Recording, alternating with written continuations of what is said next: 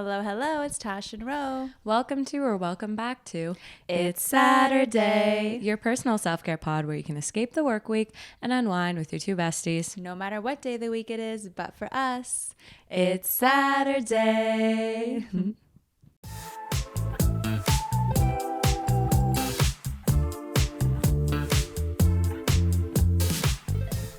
Okay, we are here with Fahd, who is a award-winning leadership speaker, a coach, and a consultant. He founded Unicorn Labs, which is a company that is committed to providing leadership development and management programs that help accelerate businesses. Yep. Fahd helps organizations build high-performing, unstoppable teams by helping transform their managers into leaders.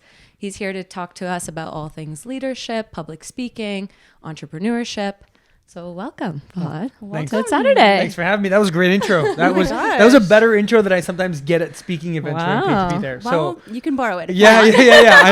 I'm gonna clip that, save that. Maybe I'm gonna use it for my own content. That was good. Love it. Fantastic. Okay, before we get started, we have to give you a little shout out because Fahd is one of the reasons why we started looking at each other while we were recording. Why. Yeah. Truly. Does it help? Oh my No, God. It really Leaps and bounds. Yeah. Huge. Now looking back to our original clips back in March, I kind of cringe because It's I'm like, cringy. why were we looking over there? How are we talking to each other and looking like this? And I kept being like, oh my God, at one point I would try to look at you, but then I'd be like, look at the cameras. And then anyway, the whole dynamic of our episodes has changed since you gave us that recommendation. And so You get lost in it. You get lost. You actually feel like you're having a conversation. Yeah, you exactly. forget. You almost forget the camera. I think that's really.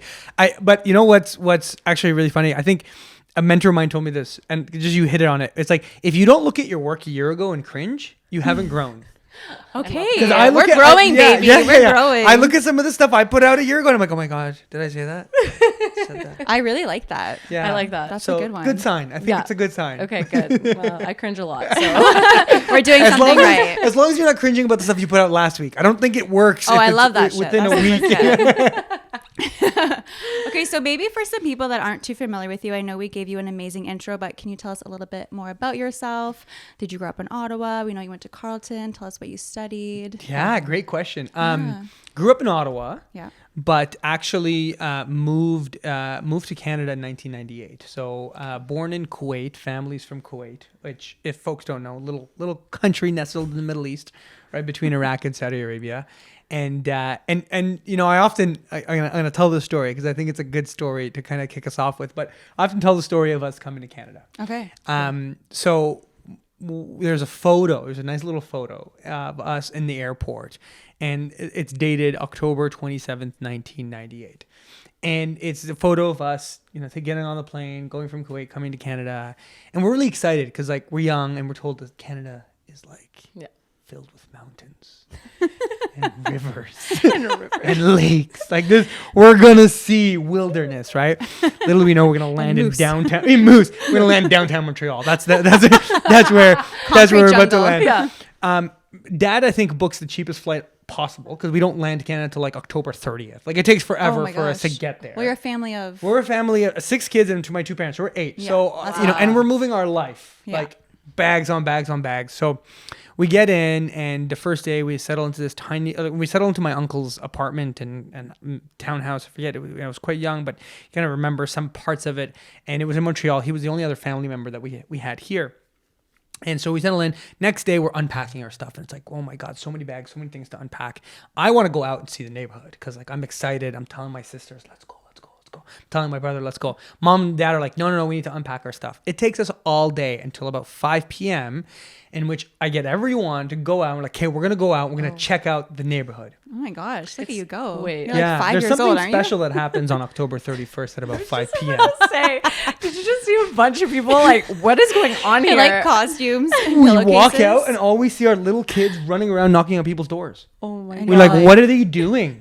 Are they going to ask us to come play? Yeah, like I'm so confused. We have no idea what Halloween is. We've never watched any my God. American And TV. they're all dressed up. And I think the kids today wear like princess costumes and like superhero. It was scary before. The 90s were scary. Masks. They were wearing ski, and we were terrified. My mom turned to my dad and was like, "What devil worship is this?" Right? Just like freaking out. I'm looking at my brother. Is this what Canadians do every night? This is our first night, right? So it was just like established that this was freaky. This is the baseline of Canada. This is the baseline of Canada. That is so funny. So there's a little, want to know a little bit about it. That's it. I mean, we moved to Ottawa eventually, I think in a year after being in Montreal, and grew up in Ottawa. Went to Colonel By High School for those, I think, and we have a group of friends that were all, that were all at Colonel By, and then Carleton University. And have really grown up in Ottawa. I'm a big Ottawan. I think a lot of people hate on Ottawa. I love Ottawa. I'm big on Ottawa, the Ottawa. most boring city in the world. No, it's the city that fun forgot apparently, but we're trying to change that. I think it's that people who are boring are the ones that call Ottawa boring. You know, I agree. because I'm like, fun is where your friends are at. Yeah, That's exactly what we say. That's it. This is where all of our friends are. We love Ottawa. Yeah, I love Ottawa, truly.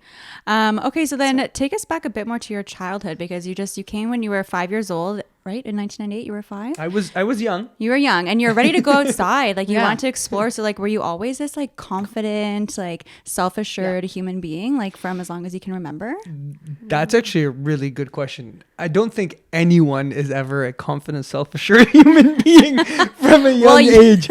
I think I was always adventurous. Okay. So I think it's interesting because I would say I have an extreme duality, and people who only know me, very personally will see this. I am definitely a very confident person, but ask Andrea and she'll tell you that I'm also a very shy person. Okay. And I think it develops a lot in your childhood. So I'm this confident person because I learned to be this like fun, outgoing child who can tell jokes and can get along with everyone. And I've got 5 siblings. So like we're a team. Yes. You learn to socialize and you learn to be part of a group, Yeah. like what it means to be part of a group. But at the same time, you are constantly in this space of you're different. Your family is different. Your culture is different. Your religion is different. And you don't exactly belong. And and it's always in a little bit of back of your head, and it only really hits me, like to be 100%. So I went to York Street Public School, elementary school, where I would say that the Caucasian white person was the minority. So actually, luckily, my elementary school, extremely diverse. Now our teachers were all, Canadian, which is fine. Teachers I think are that generation is coming too. But grade 8, I'm at York Street Public School. High school, I go to Colonel By. Yeah. Because I get into the International Baccalaureate program, which is an advanced program. Wow. Completely different. Very white. You go from a poor like in a socioeconomic, fairly low socioeconomic situation with York Street Public School, where the majority of the students are fairly low income newcomers, people learning, to like Colonel By, highest income earners, like just a complete different world. And I remember at the age of 13 was like, oh, I'm different.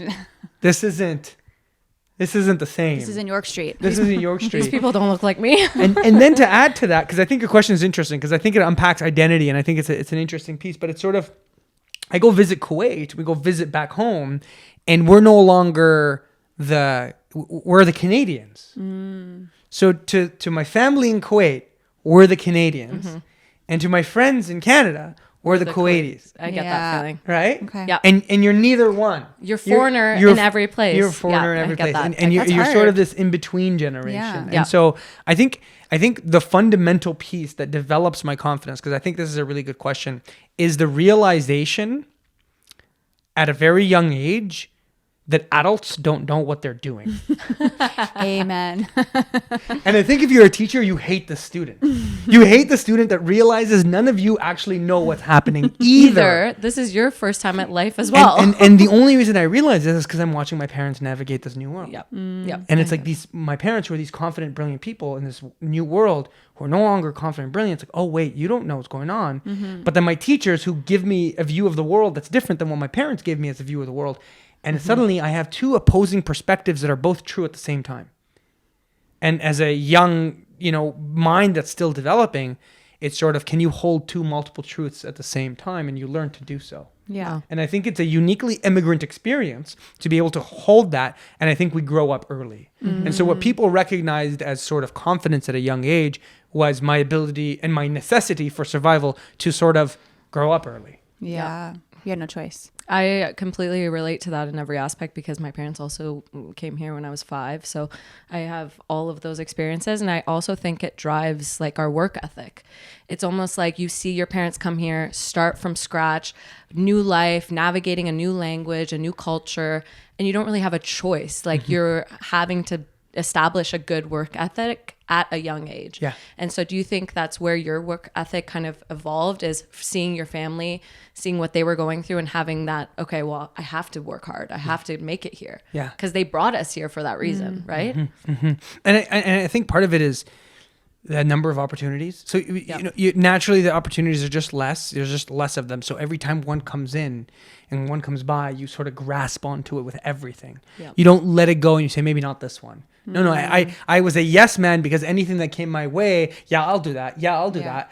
Sure, you want me to volunteer for this? I'll volunteer for that. I can show up for this. You did a lot at Carleton. You did everything. Yeah. It was a lot. It was a lot of Carleton. It was a lot of my high school. I was a lot of my elementary school. I was just like, so you know how nerdy I was. Like I was president of my elementary school. I was president of my high school, and I was president of my student union at university. Triple president. So it was like very much. Wow. It was. Watch out, Prime Minister. When are you running?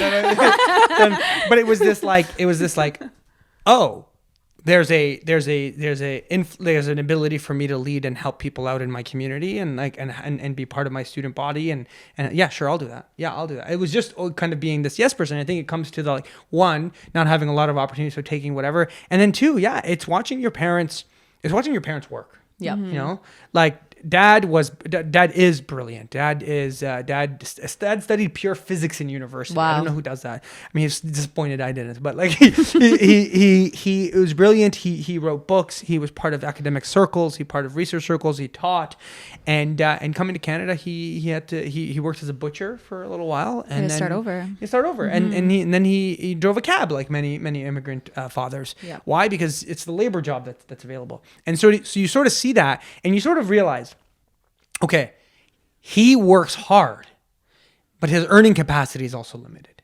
So it's not just hard work. I need to work hard, but I need to work hard in build earning capacity because immigrant parents work harder than they work harder than us in our 9-to-5 jobs. Yep. Like, we work hard. Don't get me wrong, but like they worked several shifts. And yet most of us in this generation will make more than our immigrant parents ever did, right? And the day I made more than my father ever did was a really interesting psychological moment of like, holy shit, how did he raise an entire family on this salary?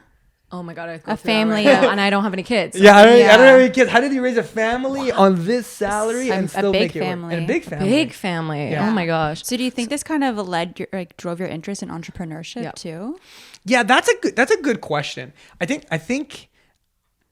I don't think I was always interested in entrepreneurship. I think what I was interested in is just like, I think what is entrepreneurship fundamentally? But it's creating value from something that yet doesn't exist, right? So entrepreneurship is taking on risk, which is creating something new. Entrepreneurship is finding a gap in something, solving a problem that you see exists, and then finding a way for people to pay for it. So when I was in elementary school, we were selling T-shirts as a way to raise money for our grad trip in grade 8. Right. So it was sort of like, is that entrepreneurship? Yeah, that's entrepreneurship at a young age. I was, doing a garage sale when I was like 9 years old outside my house, trying to sell some things so I can make a little bit of money. I also realized when I was in grade 6 and 7 that if I volunteered for the school dances, I wouldn't have to pay for the school dances. It was this way of like realizing that like, okay, I didn't have a lot of money. So what do I need to do to solve that problem?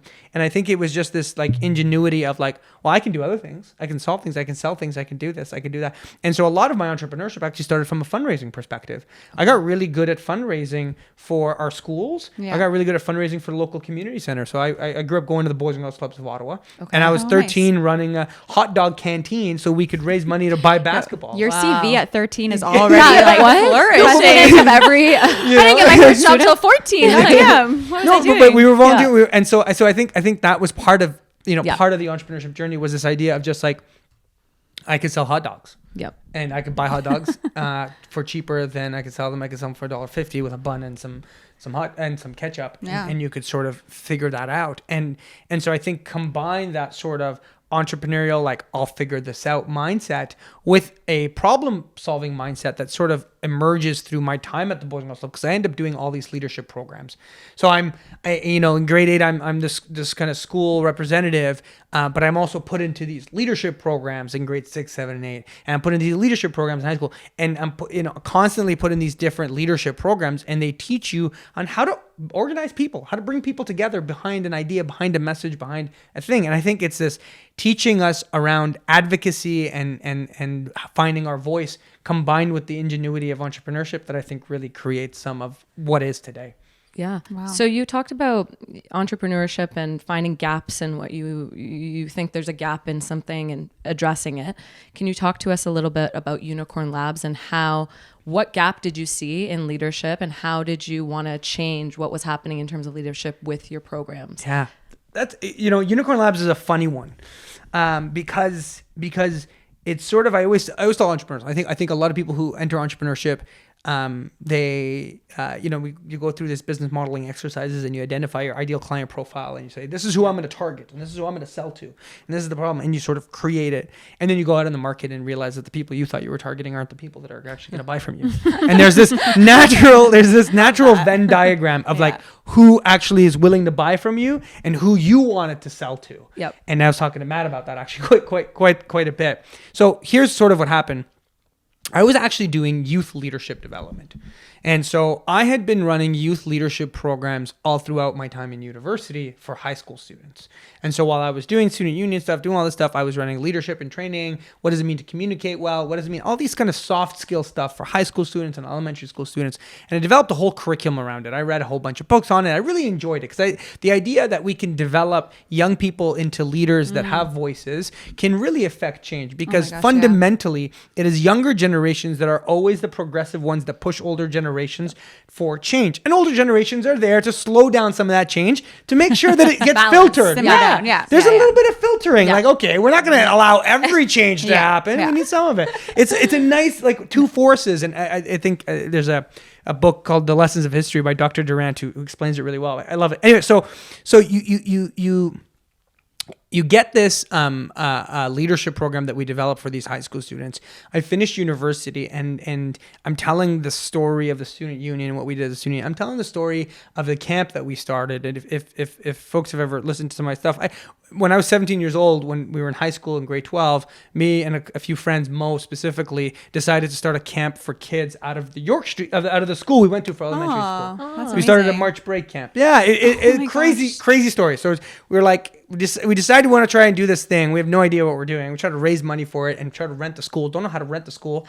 We don't have liability insurance. How do you rent a school? Literally. At one point, we were filling out this form, and it's like, you need a CRA number. What's a CRA number? You need liability insurance. What's liability? You know when you Google liability insurance, you know what happens? No. A bunch of ads come up. So you just copy paste that and you just put it in the form. We made up a CRA number because because the forms are like these old forms that didn't check. Anyway, so we started this camp. So I get more into that. I get it. So we do this whole camp thing. We end up doing it for 5 years while we were in university. So when I'm finished university, I'm now doing these I'm doing these presentations at schools all across the country on youth leadership, what it means to raise your voice, to lead people, to act on change in your community. And I do it for about 2-3 years. I'm getting really good at it. I'm doing like 50 schools, 60 schools, 70 schools. I'm getting really good, getting a lot of attention for it, but at the same time, building this business, building this practice, learning how to run a business. And I sort of get some contracts with the universities around doing leadership development programs. So I started doing some stuff with Carleton, some stuff with Ottawa U, some stuff with... I remember when this was happening. I started doing more of that stuff. Mm-hmm. And then while I'm doing this, I'm also like running a startup, which was Frank as a Phone, which was a mess. And then I was doing business development for another startup, Change Jar. And I was doing all this stuff, like just like spinning wheels, working all the time. When were you sleeping? Yeah, there was a problem. And then the peak moment was one of my friends at the incubator in the entrepreneurship center turns to me and was like, "You do all this leadership stuff, right?" I'm like, "Yeah." He's like, "I'm having all these issues with my team. Can you like help me out?" And I was like, "Sure. What do you need help with?" And so we sat down, we chatted. And I give him, oh yeah, you should consider this. Look at doing that. Here's a good workshop. Oh, you should do a personalities assessment with your team. That'll help you with that one. And so I go through a few things. And then he comes to me next week and he's like, we're doing this like team retreat. We're doing some team building stuff. Do you think you can like come out and help us? And I was like, who's running the team retreat? He's like, well, I'm trying to figure it out. I'm like, what if I run the whole team retreat for you? He was like you'd organize the whole event and then like facilitate it. I was like, yeah, I can do that for you. Wow. And he was like, okay, well, how much? And I was like, well, I don't know. I'll have to get back to you. You know? Google. Yeah. How much do I charge? Sure, yeah. Well, even the first time I ever got paid for a speaking gig, I had an old high school teacher call me. It was my brother's high school teacher call me and say, hey, we're looking for a speaker for our grade 12 students. And I said, yeah, I'd love to come. And he said, cool. How much do you charge? And I was like, I get paid $10 an hour right now for my work at the Boys and Girls Club. I was like, I don't know. What do you mean? How much do I charge? I was still in university. Yeah. I was getting paid a minimum wage. I was like, what do you mean? He's like, no. If I had like, we pay, like people pay for this stuff. And I was like, listen, like I probably need 3 hours of prep. It's probably an hour presentation, an hour here, a drive, what, like $50, $60? What do you think? And he was like, no. I paid my last speaker like $600. Wow. I was like, what? You did what? Oh my It sounds like a crime. Like it sounds like you got ripped off. Yeah. He's like, no, Fahd, like this is how this works. He's like, would you like me to pay you $600? And I was like, well, I feel bad like taking that from a school. Like, is that? He's like, no, this is just what the market pays. Yeah. And I was like, okay, pay me $600. Yeah, that's The amazing. sweetest. I called my friend. I was like, hey, guess how much I'm getting paid a minute. Right? Like, oh my God, because it was like $10 a minute, I went from $10 an hour to $10 a minute. Greatest moment of my life. That's I was like, wait a fantastic. second. I'm rich. How much more of this do I have to do to just be rich? Right? Yeah. It was wild. Anyways, Talk for a that's living. the start of some of the speaking stuff that I end up doing. But fast forward back to the training gig, it sort of comes organically. Yeah, I was I really love involved in the entrepreneurship community. We started Hatch when I was in university. I don't know if you remember Oh Hatch. my gosh, I do remember Hatch. So I started Right. Hatch when I was in second year Is that university. with Melissa Vaughn? Yeah, Melissa Yes, Vaughn yes, took it yes. over. What is and Hatch? Rayhan. So when we were in university, we realized that there was a real gap as to there was no entrepreneurship programming for students who wanted to be entrepreneurs. Want to be an entrepreneur? Where do I go? And it was booming back then. Like And it the was whole- like the word, getting yeah. started. Like there was like, it wasn't as exciting. Entrepreneurship is like all the hype now. Yeah. And I'm sure it was more the hype once we got it than the previous generation. Because an older generation would say, oh, well, you got all the hype. For sure. Yep. So like, but we're starting to get exciting. And I remember, I swear I met one of my closest friends, Michael Cacho, because he was involved in this like entrepreneurship club. And I went and met with him and I was like, we could do way more. He's like, what do you mean? I'm like, this is a nice little club, but like, what if we ran an incubator? He's like, where did you get that idea? I'm like, well, the other universities doing it, like, I'm like, and he's like, well, what do we do? I'm like, simple. You get the Sprott School of Business to give us funding and we get CUSA to give us funding. And he's like, that's not that simple. I'm like, all we need is about $50K. We can get ourselves jobs by doing $50K. by doing it. I can get us apply for some funding and then we'll help actually students build businesses. And so I built this whole program. I wrote it out with him and I went to the Sprott School of Business and they were like, no. And so then I went to CUSA. And I wasn't as involved in CUSA at the time, but I pitched the first idea, and they were like, "No, I don't think so." Then that same year, the election was happening for CUSA, so I went to the candidates who I thought were going to win. And I said, "Hey, I've got this idea. Do you want to talk about it? I'll get you some supporters to vote for you." And so we talked about the entrepreneurship program, and they said, "We think that's brilliant. Can we add it to our policy?" So they actually ran on running entrepreneurs. Wow. So then I got CUSA to commit some funding, and they said, "We'll only commit some funding if you can get matching funding from Sprott." So then we went over to Sprott, and I said, "Hey, I got matching funding from CUSA. Do you want to give us matching funding?" So they both thought they were matching the other person's funding. Anyway, so we got Risky. matching I love funding.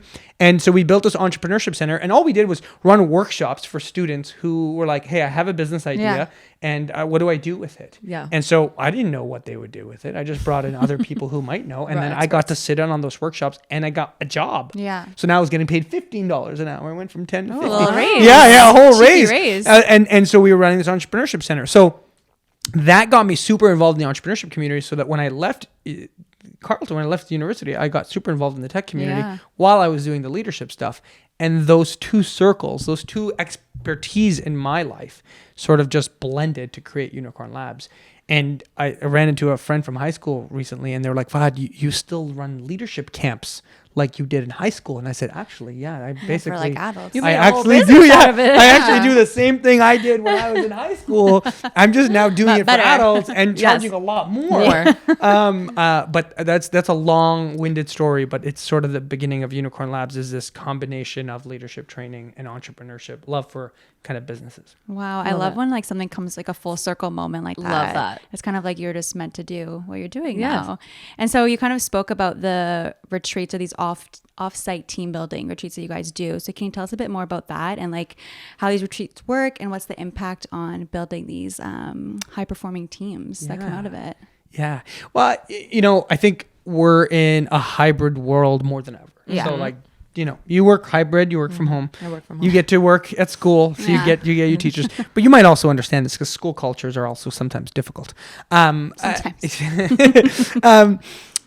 So one of the things that I realized, and actually the reason we did retreats, is because we wanted to train teams on the necessary skills to be high performing, but we couldn't sell people on it until I started to tell them that we'll do it at a retreat where it's fun. Somewhere away. Honestly, yeah. So we made the medicine taste good. Yeah.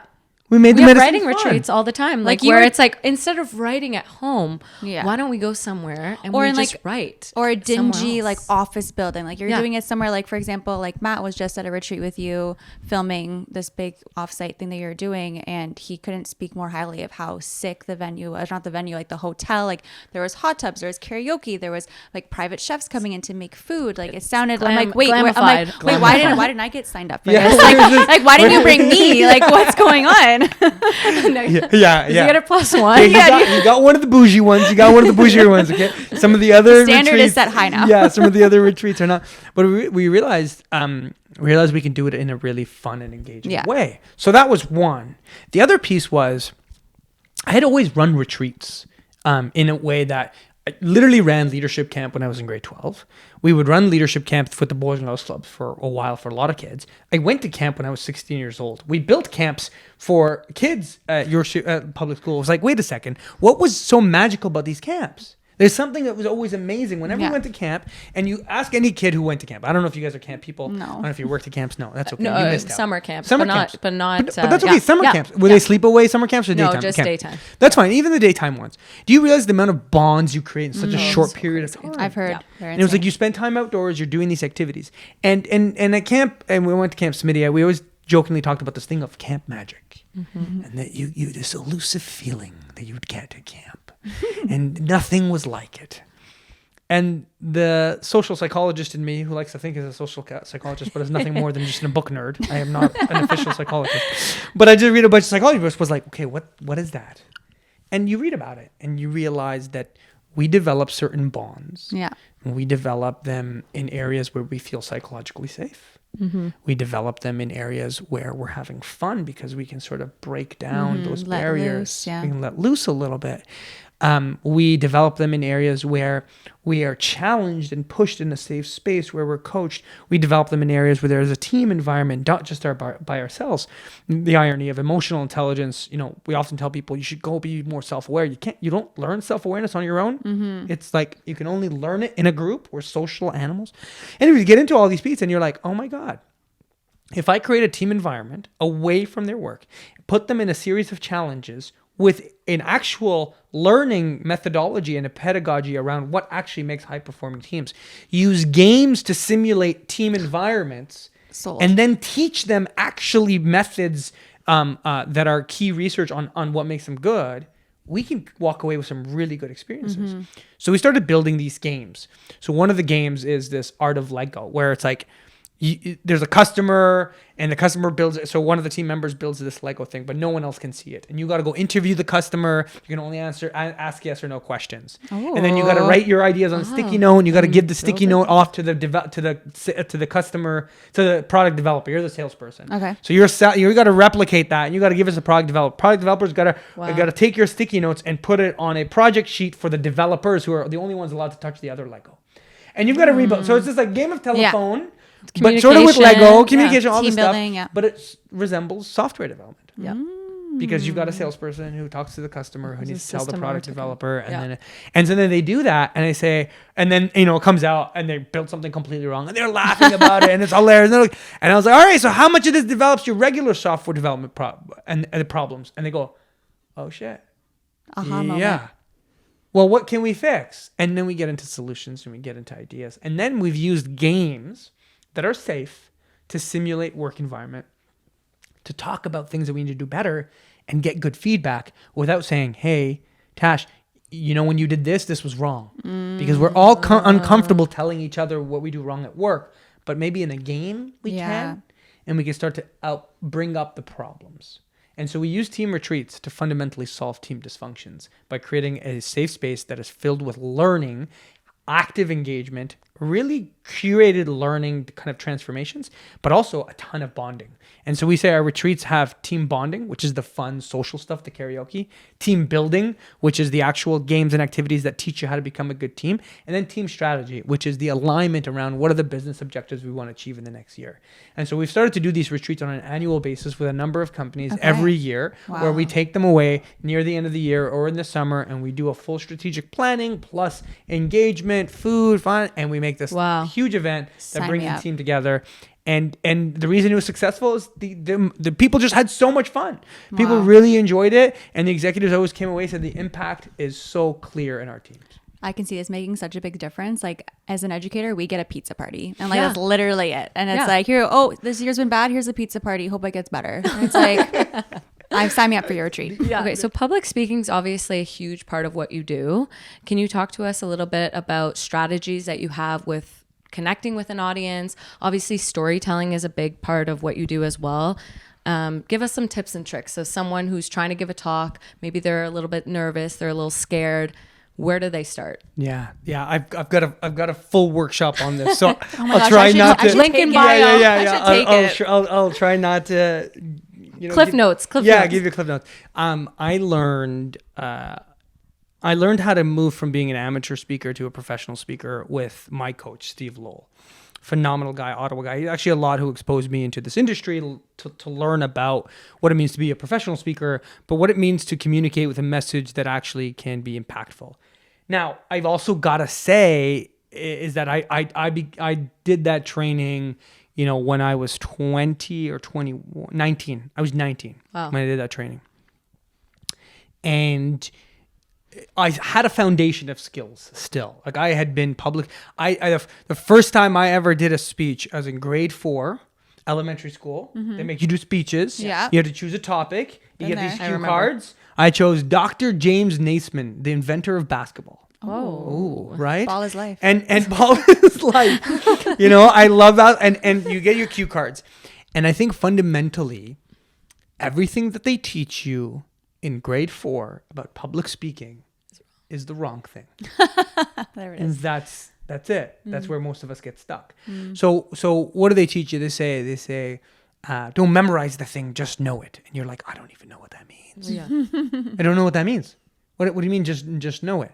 They tell you if you're too nervous to look in the eyes of the audience, just look right above their heads. But you can always tell when someone's looking right above your head. They tell you that you need to get to the who, what, where, how, when questions right away in a speech to make it clear. But that loses all the drama and the tension of a story. There's three fundamental shifts that you need to make to be a more effective public speaker. And so I'll walk you through the 3 fundamental shifts. And then I'm going to walk you through 3 circles of speaking, what Steve Lowell taught me. And I think those 2 actually are really effective. Okay. The first fundamental shift is that you need to, as a public speaker, recognize that you're not transferring information, you're transferring emotion. Because if something doesn't emotionally resonate, the information doesn't resonate. Wow. So there's a hierarchy. Yeah. There's a hierarchy of engagement. If I cannot emotionally engage you, I cannot get a single message out. We only learn from people we like.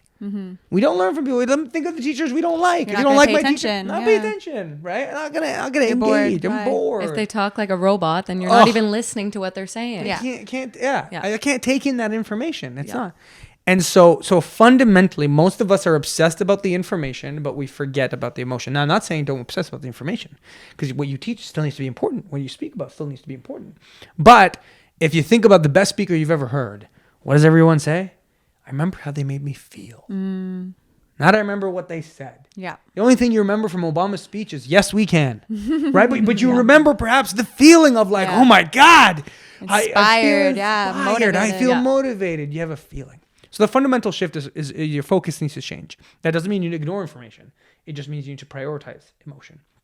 The second shift that you need to make is that most of us are taught to report information and not storytell information. And reporting information is answering the who, what, where, when, how. Storytelling the information is a hook and a build up and tension and release. There needs to be something that creates enough tension that makes me want to continue listening to you, and then enough of a payoff at the end of that I'm like, oh, that was worth listening to you. But when you go who, what, where, and how, you're reporting. And I want you to actually listen to the way a reporter speaks. If you ever watch reporters, Yeah. hello and welcome. It's today up and it's down. Tuesday, October 4th. Not only is it up and down, it feels forced. Yeah. Does it ever feel like a conversation? No. So that's the last shift. The last shift is that most of us are taught public speaking as if you're giving a speech, but you're not. You're supposed to be having a conversation. Yeah. The best speeches are ones that feel like a conversation between two people sitting down. Yeah. This is why people like podcasts. That's true. Yeah. And it's fundamentally why when you turn towards each other, you started to feel more comfortable. Is you started having a conversation. You didn't feel like you're having a speech anymore. Yeah. And so that's the third shift. So can I get you to be more emotional? Can I get you to storytell instead of report? And can I get you to have a conversation instead of give a speech? If I can get you to do those three things, fundamentally, your public speaking efforts become so much better. Okay. But what if someone's listening and they're like, Fahd, that's great. Like, I want to be able to tell these stories and I want to be able to convey emotion, but I can't even get up there without my voice shaking, without me like hand shaking, palms are sweaty, Knees like, weak, arms are heavy. So how do you even get there? Is it just practice? Do they go to a Toastmasters class? Like how did they get there? Yeah. So that's why when I started telling you this bit, I said, hey, I took this course with Steve, who was my coach, but I took it at 19 and I had been giving speeches since grade 4. It's sort of the question that people ask, are leaders made or born? I literally have that in my question. And it's an interesting question because I think it provides a false dichotomy, right? Are they born or are they made? Our society has shifted. 100 years ago, early 1900s, when we first started understanding genetics, everything was genetic. You are your genetic code.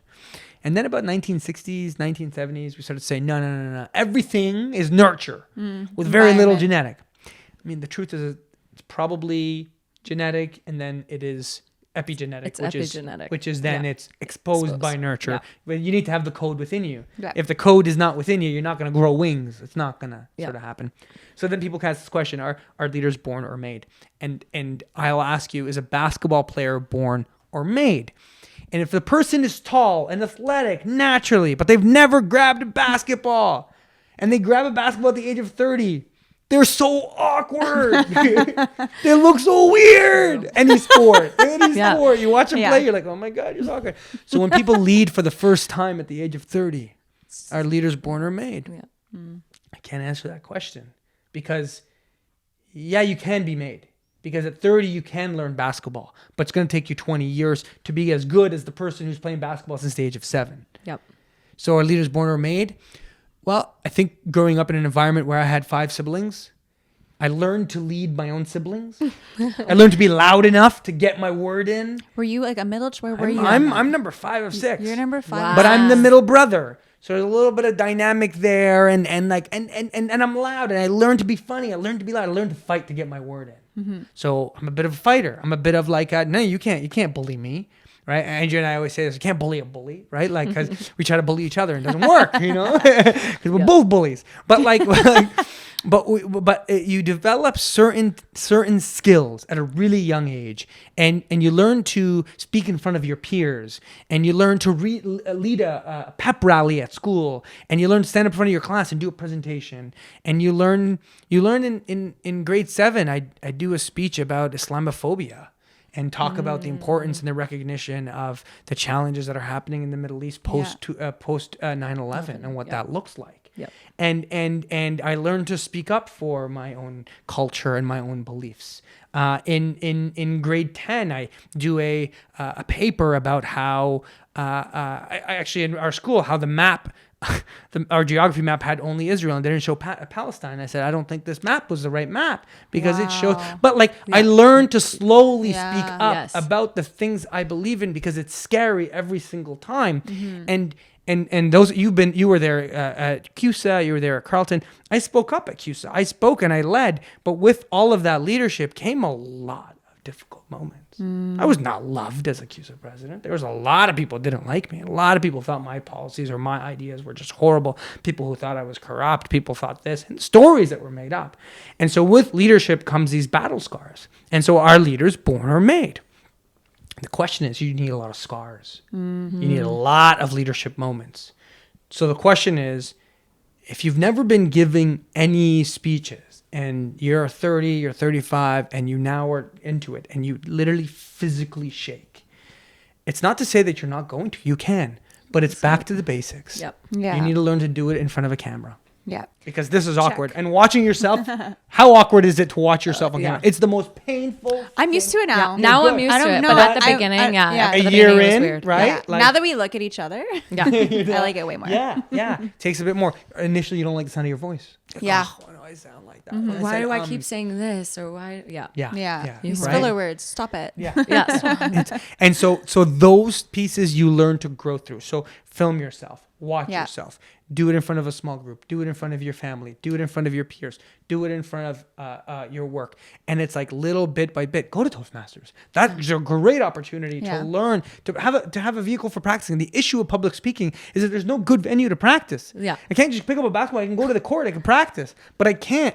Yep. You can't practice in-game stuff on a basketball pickup court. That's the other challenge, like learning of sport. Is why you need to be part of organized communities. Yes. And when we learn sports, we're part of organized teams because you don't just learn to play the game pickup. And when I play basketball today, and I can see people who only learn to play pickup, you're like, oh, you're missing fundamental skills. When as soon as it gets to be more than 3 people, as soon as like 4 or 5 people, oh, you don't know how to move without the ball. That's okay. Yeah. But like it's a skill that only develops once you've literally had to run the play over and over and over again because coach said so. And you're like, oh, that's how I'm supposed to move in the court when I don't have the ball. Because everyone knows how to move when they have the ball. It's the same thing in soccer and so on and so forth. That is true. So I think with public speaking, it's like you got to put yourself out there as much as possible and do the Toastmasters, do it with your friends. Go do karaoke, get yourself in front of, That's go my vibe. like do those things to get yourself to build those nerves. Because exposure therapy is a real thing.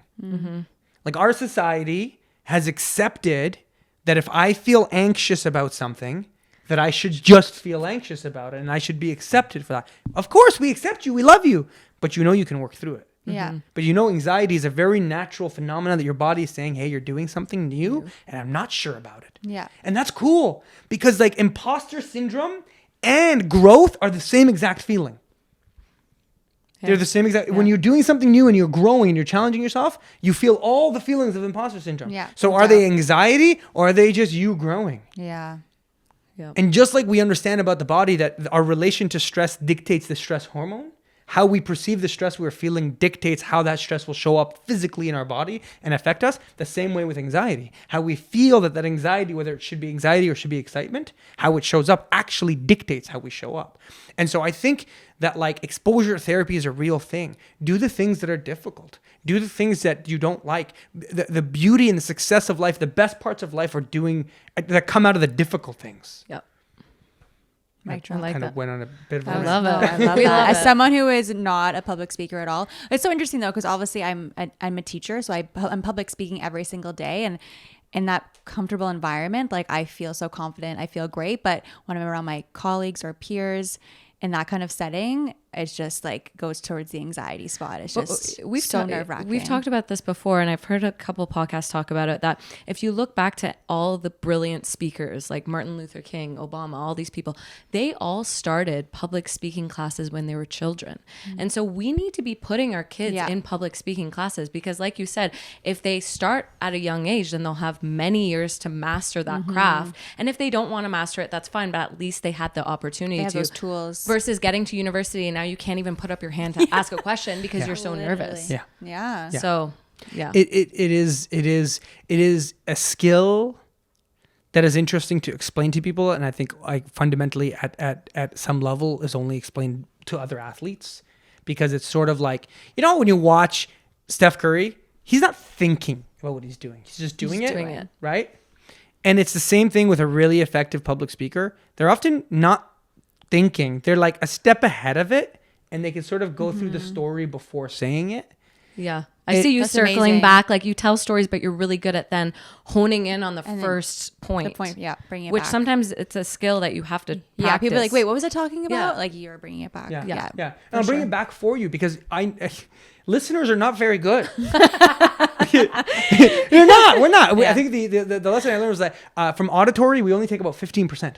So if we only take 15%, then it's your job as a speaker to tell a clear enough narrative that shifts someone from information to emotion, shifts someone from reporting to storytelling, shifts someone, right, from, I lost my last point here, from speech to conversation, right? If you can make those three shifts, and I can remind you of them enough times, then you're sort of like, oh, I get what we're supposed to do. Yeah, I get how we do this. So I think that's that's a big part of it. So there are classes, there are skills, but I think putting yourself out there, and then the last piece, I think, is so confidence develops through time, and just like telling the story. So you feel confident in front of the kids at school because you know what you're teaching them. So you're confident in the content. Yeah.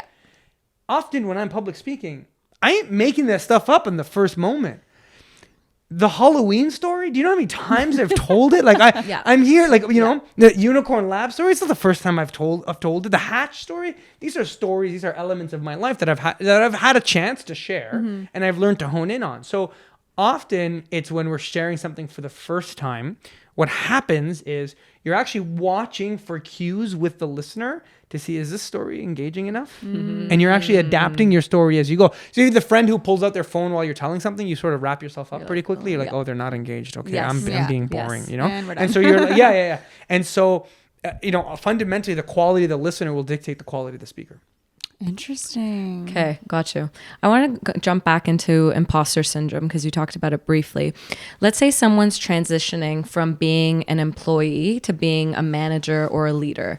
Sometimes what happens, especially if they're young managers, they're not taken seriously. Sometimes it's awkward to go from being a coworker to then managing that person. And there's imposter syndrome, all this stuff. Have you ever had to experience that? That's my first question. The second is, do you have any tips for anyone who's going through that transition of like, it's weird, it's awkward, but we have to put the manager hat sometimes and manage? Yeah. So let's break. So one, you asked me, have I ever felt that? Yes. Okay. I felt it in many different areas. I always led peers at a young age. Okay. And that's tough. People will say, well, you don't want to be friends with your employees because then when you're friends with them, you can't hold them accountable. It says, no, the problem is you don't know how to hold people accountable. The problem isn't your friendship, because actually when you're really good friends with someone, you're actually more comfortable having difficult conversations. Yeah, that's true. Because it's with your partner who you have the most difficult conversation, the person who you have the most trust. So it's not friendship that leads to poor accountability. It's a poor skill in accountability that leads to poor accountability. So I really had to learn that because I was always leading friends. And when leading friends, it was really interesting because I would think, oh, I'm the manager here, you know, QSA, even other areas, at Hatch, even stuff when I was doing in high school. You're not their boss, but you're leading the team. And it was Zamir that, and I've told him this before, but it was Zamir. He was in my second year at QSA that said something really interesting to me. He said, Fahd, what if we don't want you to lead us right now? We just want you to just be our friend. Aww. Shout out to Zamir. Yeah. And I was like, good point.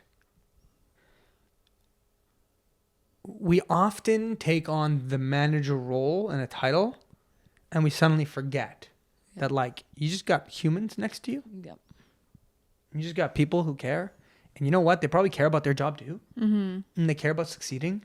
And all your goal is to help lead them. So forget your manager title for a moment. A leader is someone who takes initiative.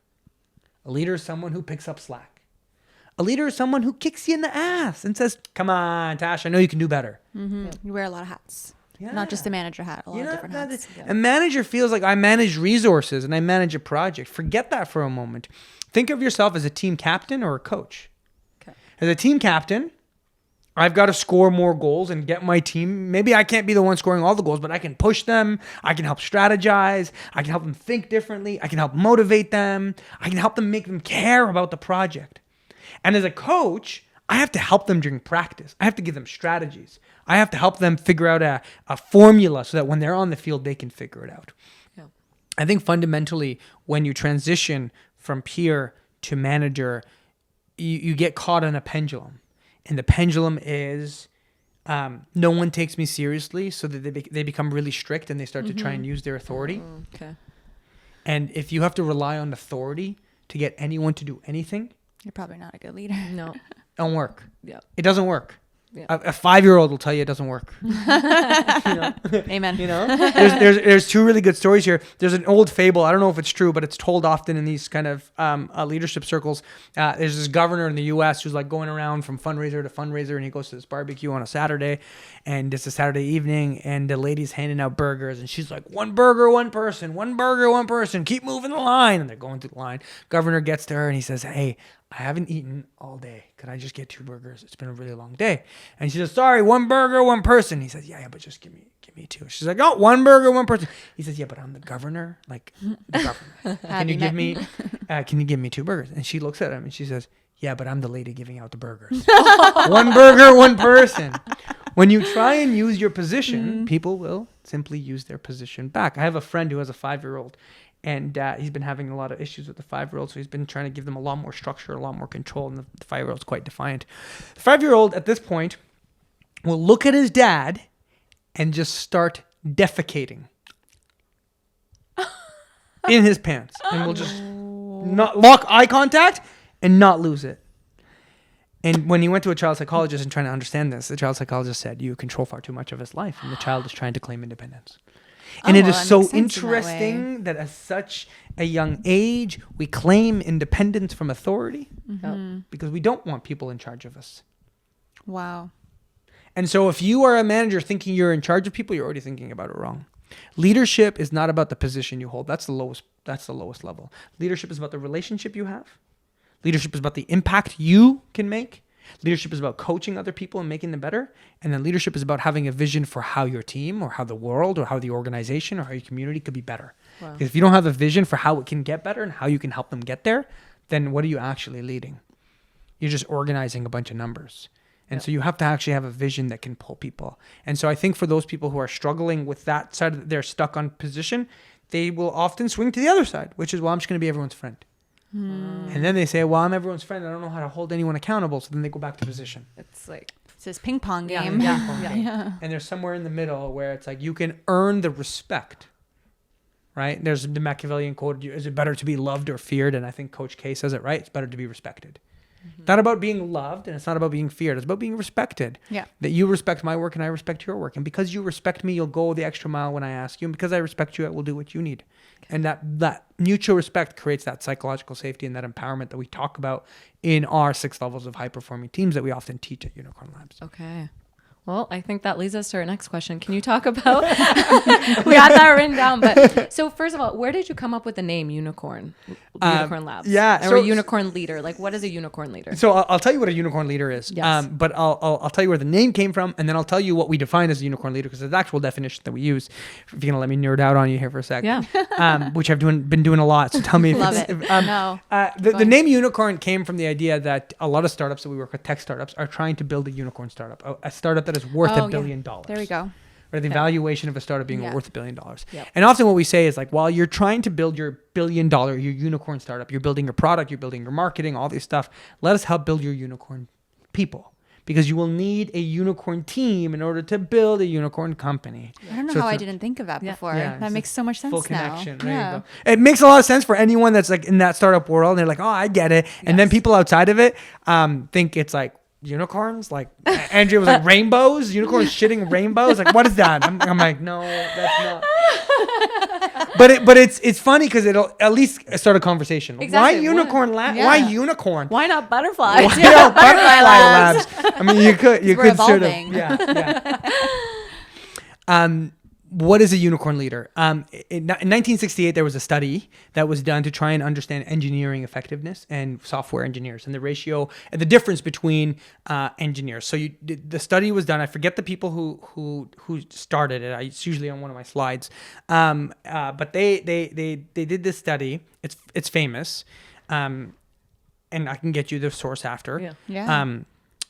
They essentially took engineers with 7 years experience and tried to measure their output and their outcomes. So you have equal amount of experience and you code for X amount of hours, and you're trying to build a program. And how much more effective is one person over another? The majority of us understand talent as a general distribution. To take you back to your second year statistics, right? General distribution is a normal distribution. It's the bell curve, right? Yeah. It's averages. Most height it falls on the bell distribution. Weight falls on the bell curve. Same thing, general distribution. Most of us understand talent to be a general distribution. Some people are the average. Some people are a little bit above average. Some people are a little bit below average. It's sort of how we grade people also. We grade people on averages. So we use averages for all of it.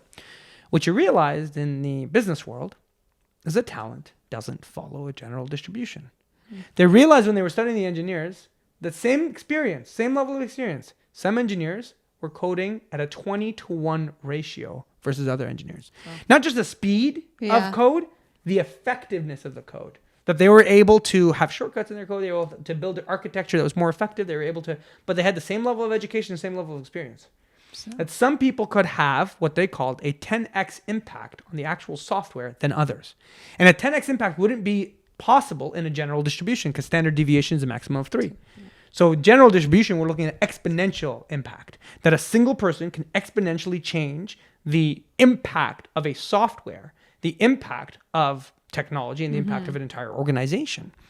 So take that same concept and we look at Gallup's research on managers. And what we realize is that 70% of employee engagement is solely determined by the immediate direct manager. Not even the CEO, not even other. Their immediate manager. 70% of employee engagement is directly related to them. Wow. And so if you take these two concepts, you start to realize, whoa, there is this such thing as this 10x manager. Talent distribution allows us to understand that leadership impact, if you have a team of 6 or 7 people and you have 70% over engagement of those 6 or 7 people, then you can have an exponential impact on the effectiveness of an entire organization. So what would be the key to helping an organization scale? Well, the key is the ratio of good managers to bad managers. How many good managers, how many good leaders do you have in your organization? So the unicorn leader is this 10x manager, this super manager. And so we say that for us to help you grow your organization, out of all the things that you could focus on, let us focus on just helping improve the quality of your managers. Because if we can make them better, we can make them build higher performing teams that can overall scale your team and scale your organization and your business further. Damn. Well, I would hire That's you. a really good study. I didn't know about that one. Yeah, right now. I don't even have a team. Oh my God. Can you actually think back, as you talked about bad managers and good managers, can you think back to a time where you experienced bad management and you're like, I'm definitely not going to do that when I become a manager or a leader?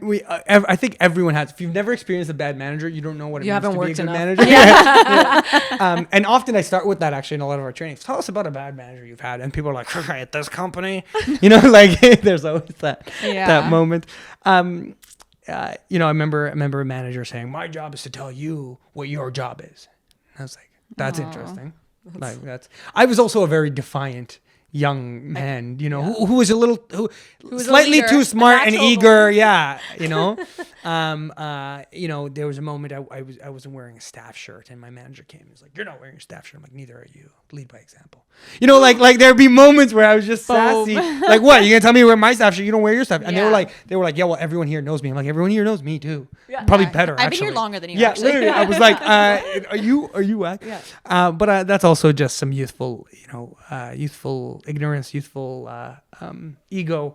I think the bad managers I've had, fundamentally beyond like little moments, were managers who didn't have a vision for how to make things better. They were just there to operate. You're just there to just go through the motions. And I always fundamentally, whenever I arrive somewhere, I'm like, how do I make this better?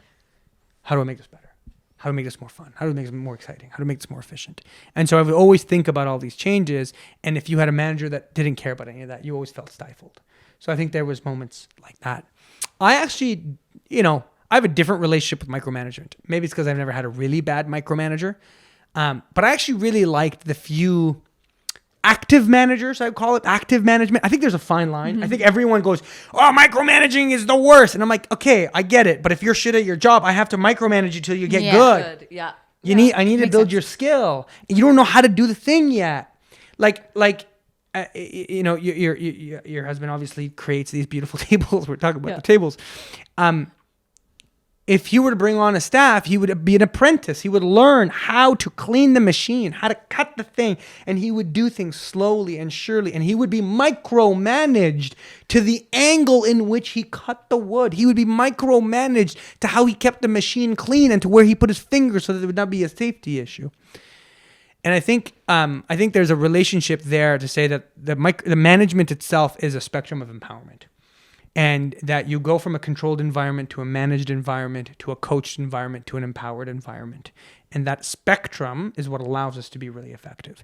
And the bad managers I've had have been on the ends of the spectrum.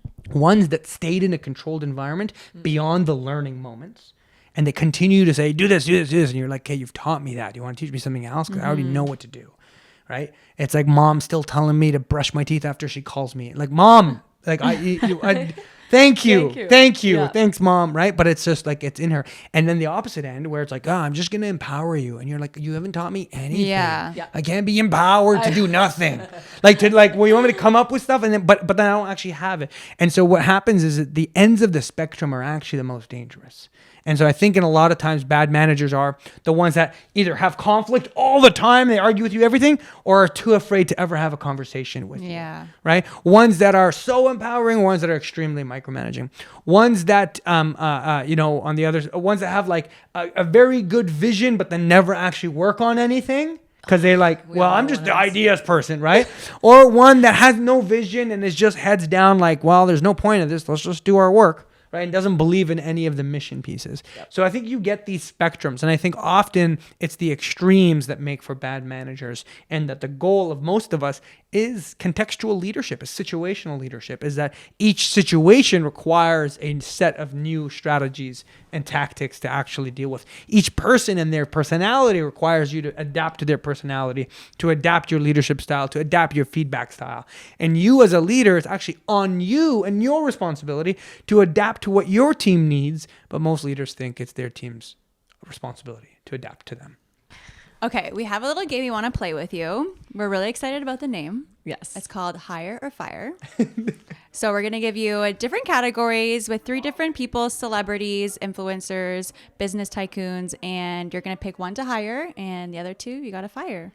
Okay. Are you ready? Okay, this will be fun. This is like the Mary Bang, Mary, Kill. Yeah. Okay, I'm with it. I'm here. Okay, I'll tell you which of these give me an ick.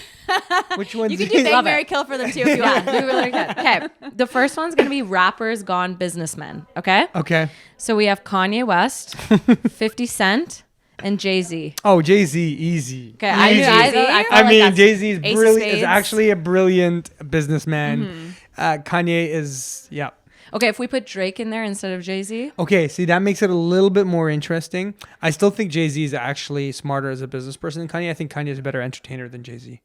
But entertainer. I didn't say rapper for those of you that are going to get angry at me. I said Drake is a better entertainer. But I think Jay-Z, as fundamentally a business investor, is far more mature. Okay. Yeah, I agree. Okay, female influencers turned entrepreneur. Paris Hilton, Kim Kardashian, Victoria Beckham. All billionaires. Not Kim, sorry. Not a fan. Also think she lacks a certain humility to be a good leader. Paris Hilton or Victoria Beckham? I think I'm going to go Victoria Beckham. Yeah. Okay. Then you get to hang out with David. Yeah. Yeah. I think so. I think that's the right play. I think Hilton's family She got like her family is wealthy. Her family's wealthy. She's but a billionaire became- herself. She has fragrance. She okay, has yeah. makeup. She has all Yeah, these but I think one came up from a little bit less, and I think I respect that hustle of like, okay, you learn the skills from the bottom up. And you went from like pop star to business tycoon. woman. Yeah. I think you made I think there's fundamental good skills there, and actually no, she also started quite wealthy, but I think I get the Beckham package. Okay. I think agree. that's actually what I'm I think I would have went with Kim K because she just is like she can do it all.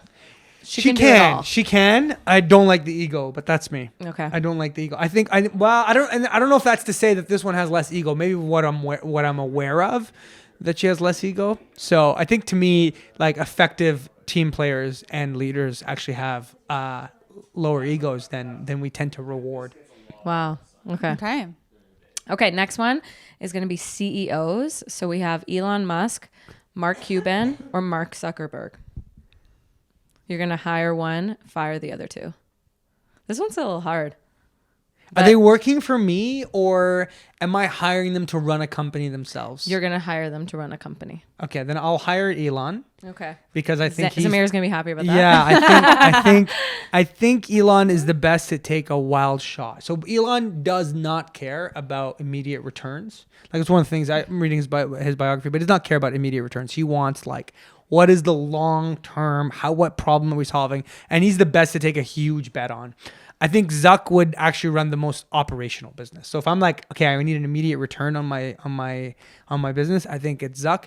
Cuban is an investor at this point. I don't think he's He's a TV personality. Yeah, TV personality and a good Okay. investor. Yeah.